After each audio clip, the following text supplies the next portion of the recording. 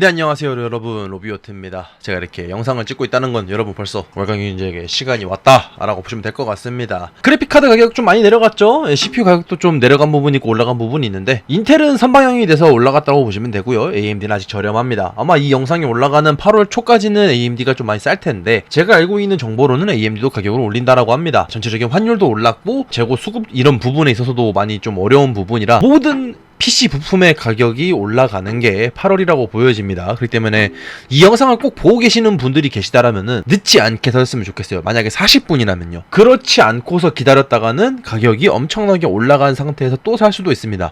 채굴의 영향도 아니고 뭐 바이러스의 영향도 아니고 아무런 영향도 아니고 그냥 환율이 오르는 거와 함께 디플레이션이 오면서 뭐 가격적인 부분이 많이 올라가서 그럴 겁니다. 그렇기 때문에 정말 구매를 하시려는 분들은 이제 정말 마지막 기회다라고만 보시면 될 것 같고요. 제가 알고 있는 참으로 많은 루머들이 있는데 CPU는 정상적이겠지만 GPU는 정상적으로 나오지 않을까 해서 많이 높아질 것 같고요. 그렇기 때문에 CPU를 기다리신다라고 하면은 딱히 뭐 말씀은 안 드리겠지만 지금 현재 여러분들 환율 보시면 아시겠지만 CPU가 나온다라고 하더라도 여러분들이 생각하는 가격대 이상, 그 이상을 초과하는 가격으로 나올 수 있다라는 점 참고를 부탁드리도록 하겠습니다. 빠르게 월간 견적으로 넘어가 볼게요. 저가 사무용입니다.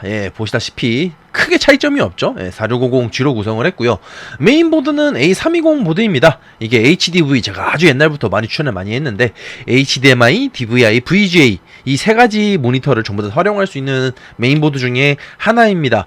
정말로 가성비이고 6코어 12스레드 사용할 수 있기는 하지만은 정말로 가성비 모델이긴 하지만은 좀 옛날 CPU기는 해요. 다만 집에서 활용하는 오피스, 뭐 영상 보는 거, 뭐 가끔 이제 뭐 은행 관리하고 이런 거 정도는 충분히 활용할 수 있다라는 점만 좀 참고를 부탁드리도록 하겠습니다. 다음번 고가 사무용, 역시 고가 사무용도 크게 달라진 점은 없어요. 메인보드만 좀 바뀌었는데 A520M-A 메인보드가 가격이 2만원이나 뛰어서 이번에 K로 갔습니다. 마찬가지로 활용적인 부분에 있어서는 크게 차이는 없을 거라고 보여지고요. 다만 여러분 아시다시피 5700G 자체는 좀 발열이 없다 보니까 쿨링을 위해서 넣었다라는 점 참고를 부탁드리고요. 간단한 영상 편집도 가능은 하기는 한데 다만 이제 이펙트를 넣거나 뭐 자막 처리를 하거나 영상을 뭐 중복으로 촬영하는 경우에는 좀 어렵다라는 것만 참고를 부탁드리도록 하겠습니다. 마찬가지로 가성비, FHD 가성비 마찬가지로 큰 차이가 없어요. 어쩔 수가 없던 게 지금 이게 계속 그렇습니다. 일단은 가격은 어느 정도 그래픽 가격은 다 안정이 된 상황이고요. CPU는 올라가고 있지만 그 이외 외적인 부분에서 크게 차이가 없을 수밖에 없어요.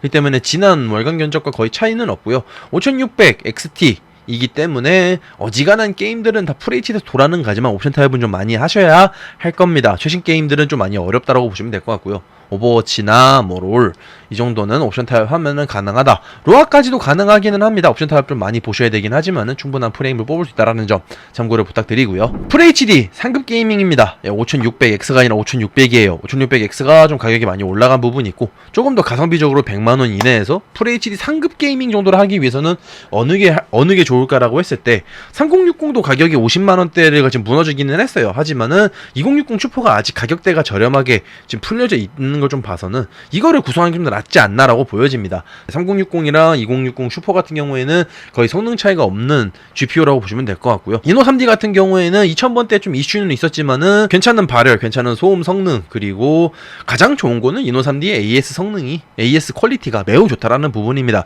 그렇기 때문에 여러분 선택하심에 있어서 크게 나쁘지 않은 선택지라고 보여지고요. 일단 EXA320입니다. 왜냐 5600은 EXA320에서 충분히 돌아갑니다. 5600X처럼 뭐 성능 저하가 발생하거나 그렇지는 않기 때문에 FHD에 있어서는 상당히 가성비가 좋지 않을까라고 개인적으로 보여지는 부분입니다. 다음번 이제 FHD 최상급 QHD 가성비 견적이라고 보시면 될 것 같습니다. 거의 기본적으로 동일하죠. CPU만 좀 바뀌었고요. 메인보드, 해당 메인보드에서 3600CR16짜리 이거 마이크로 메모리 QVL이 확인이 되고 있습니다. 그렇기 때문에 이렇게 구성하시면은 FHD에서는 어느 정도 옵션 타협, 옵션 방어까지 가능하면서 즐겁게 게임을 할 수 있다라고만 보시면 될 것 같고요.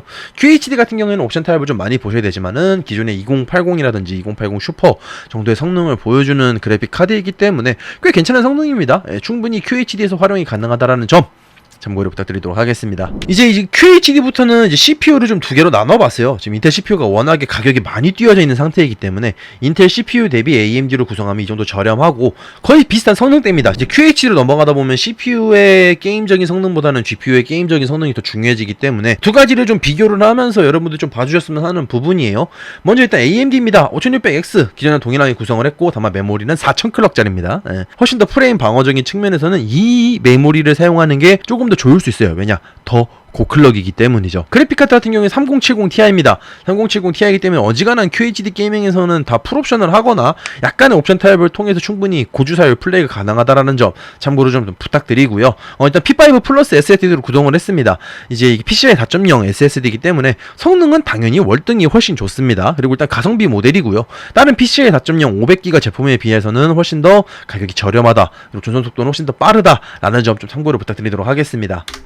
인텔도 마찬가지로 기본적으로는 굴자는 다 똑같습니다. 그렇기 때문에 뭐 성능적인 부분에 있어서는 제가 짜드리는 매번 도표 있죠. 도표를 보시면은 그 도표 그대로 프레임은 나오겠지만은 프레임 방어적인 측면이 좀 다르다. 그리고 가격적인 부분에서도 거의 20만원 가까이 차이가 난다라는 거는 팩트입니다. 일단 메모리부터도 B660 메인보드에서는 4000 이상 넣는 게 좀 어렵기 때문에 3600 클럭짜리 메모리로 넣을 수밖에 없다라는 점 참고를 좀 부탁드리도록 할게요. QHD 상급 게이밍입니다. 3080 Ti를 넣을까 3080을 넣을까 좀 많이 고민을 했는데 여기서부터도 가격 차이는 좀 그게 크게 나지는 않습니다.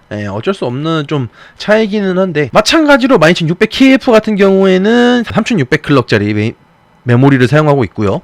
AMD 같은 경우에 5800으로 갔을 때 4000클럭짜리 메모리를 사용한다는 점, 이 부분은 좀 확실히 큰 차이점이라고 보시면 될 것 같고요. 그리고 발열 부분에 있어서 좀 쿨러를 더 높게 올려가야 되지만 그래도 가격적인 부분에서 훨씬 더 저렴합니다. 훨씬 더 저렴하고 일반 메모리를 구성했을 때는 더 가격 차이가 그만큼 벌어진다는 점 참고를 좀 부탁드리도록 할게요.